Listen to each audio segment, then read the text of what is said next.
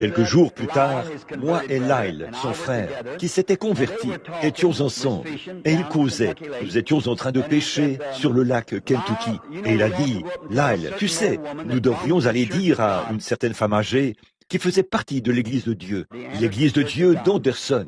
Je crois que ça s'appelle la première Église de Dieu. Elle avait l'habitude de les choyer et de les couvrir d'amour. Ils étaient de jeunes témoins de Jéhovah.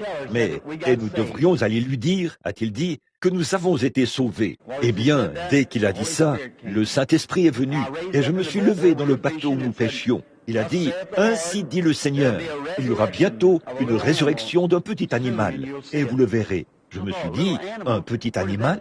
D'où est-ce que c'est venu? Qu'est-ce que ce serait? Le lendemain, nous étions de nouveau à la pêche, et nous étions allés dans une petite crique pour pêcher des crapets soleil.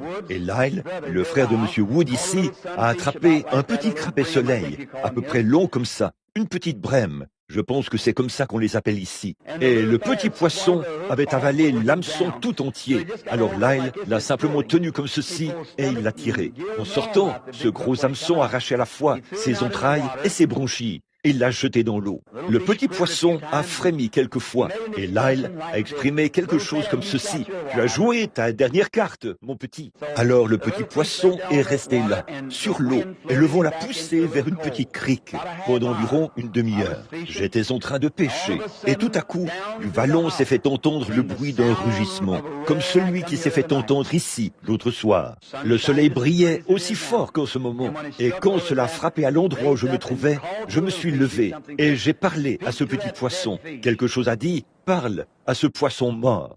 Et j'ai dit, petit poisson, Jésus-Christ t'a redonné la vie. Il s'est retourné sur le côté et a filé dans l'eau à toute vitesse.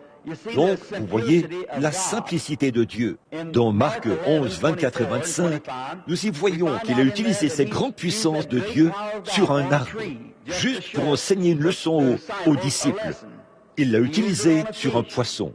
Beaucoup d'entre vous ont entendu parler de l'opossum et de toutes sortes de choses. Dieu est tellement simple. Il agit si simplement que vous passez par-dessus cela à cause d'une très grande doxologie quelconque.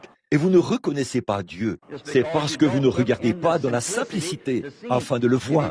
Si vous vous abaissez tout simplement et que vous remarquez ces choses, Dieu est là avec vous et il agit. Et ça a été la première fois